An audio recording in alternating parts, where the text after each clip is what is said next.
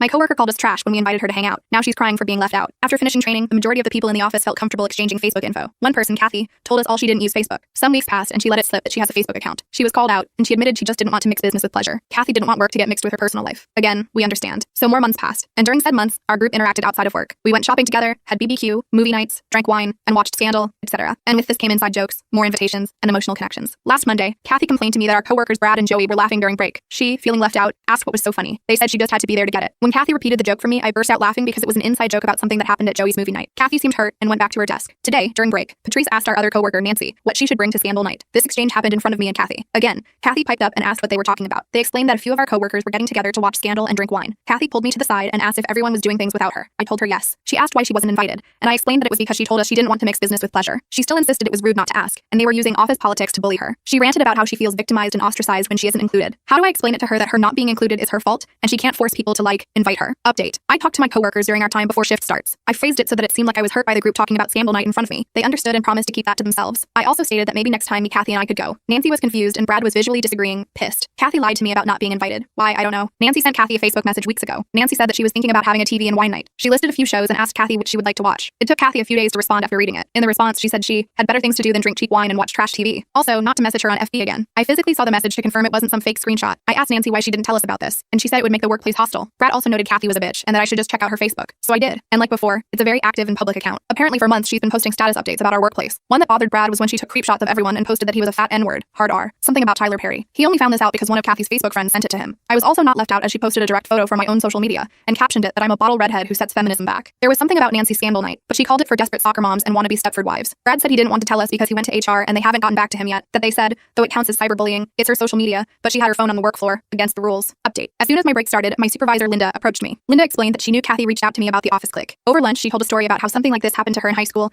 and that Kathy was reaching out to me to be her proxy, that she knows I don't hold these events, but I should speak on Kathy's behalf. I said I understood when another supervisor, Dan, butted in. Dan said Kathy also told him about the office problem, but he ignored it because he knew she has been invited. They discussed it among themselves and cited that people have used the company email to send out invites. This allowed the supervisor to see the exchanges between everyone. Kathy had been invited and bluntly stated no to several things, not to waste her time. Linda apologized to me and told me to forget about the Kathy issue, but the core message still counts. When I went to the break room, Kathy made a beeline for me. She started questioning me about how my talk with the supervisor went, how together we could kick down the ageist office group and we should get coffee after work. I lied, saying I had a family thing and went home. At home, I went back onto Kathy's FB. There was a new post about how she was playing a little office prank on the office idiot. People commented her to spill, but she didn't update them. I feel like that was about me. I started screen capping her posts, though only the ones that flat out bullied people. I felt like HR would care about those than any gray areas. Aside from the racist post about Brad, she made a post about a plan to sleep with a married coworker by getting him drunk. I'm going to avoid her unless we're on a project together. I don't want to be her flying monkey. I don't know what to believe from her anymore. Edit 3. It looks like she was fired over the weekend. Her desk is empty but dented. I think she put up a fight because some coworkers' desk decor are damaged. I have blocked her and I'm hoping for the best.